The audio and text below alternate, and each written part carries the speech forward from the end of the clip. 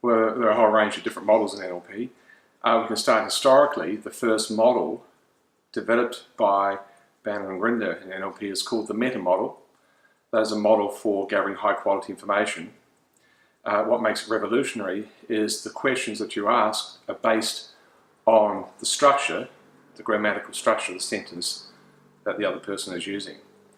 So their language guides you on what questions to ask to get deeper, what should we say, more sensory specific, more concrete information. So that is a great model for specifying information and getting greater detail. That's one model. The next model they developed was the model of representational systems.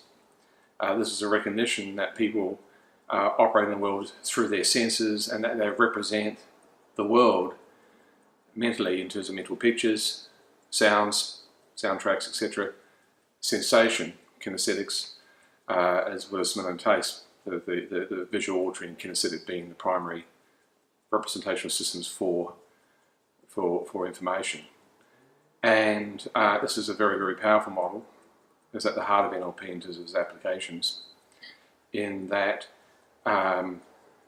how we organise our representations and the sequencing we use of those representations can guide, for example, the NLP consultant in assisting a person to improve their mental maps, to make significant changes in their lives, change their state, change behaviours, engage their creativity, and so on and so forth.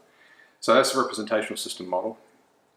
There is another model that's related, which is submodalities. The submodalities model looks at, explores the fine distinctions within each representational system. So, for example, in visual representation, if you either recall or make a mental image in your mind, that image will have a particular spatial location mentally. It will have a certain size, brightness. It could be in colour or black and white, or could have a particular hue dominating the representation. It may be clear or fuzzy. It may have a particular direction of lighting. It may be foreground, background differences. It may be still, may be moving, may be multiple images. It may be a single image, so on and so forth. These fine distinctions within each representational system are called submodalities. There are also submodalities inside the other main representational systems, the auditory representational system and the kinesthetic, and of course a lesser known rep system called the vestibular representational system. This is an important model in that we're dealing directly with how people code their experience. So, for example, if you were to compare a belief that you hold, something you hold to be true, and compare that with a doubt, there would be differences in how those representations are coded in terms of submodality distinctions. It is then possible, if you so desire, to take a belief and recode it as a doubt. You could then build in a new belief, give it the coding of a belief. And that's just one example. All of our experience is coded through our submodalities and representational systems. So those two models are very closely related. We could talk about another model, let's say 6-step reframing model. So that provides a way of changing behaviours, changing states, opening up and developing more scope of choice for the person. There are other models of NLP, and there are new models that are being developed through time by other NLP trainers and so on. In terms of models that we've created, I built a model for high performance excavator operation in an open cut coal mine. It's just one example, a model of leadership from modelling the general manager of a major Australian multinational. There are many models, many models of NLP.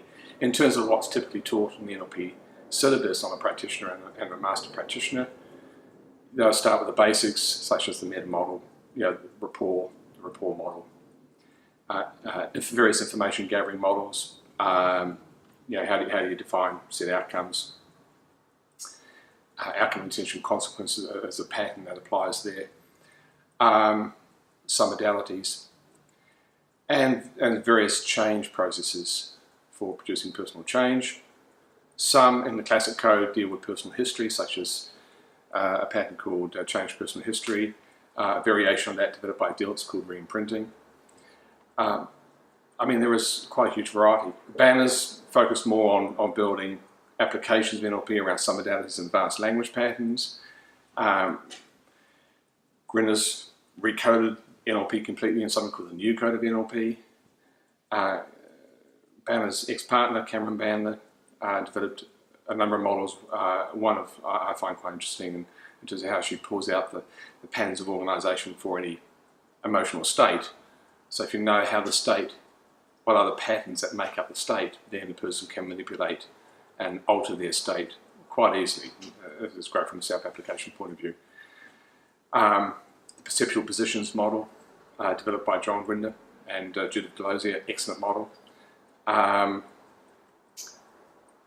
then of course there are multiple patterns that are part of the NLP syllabus.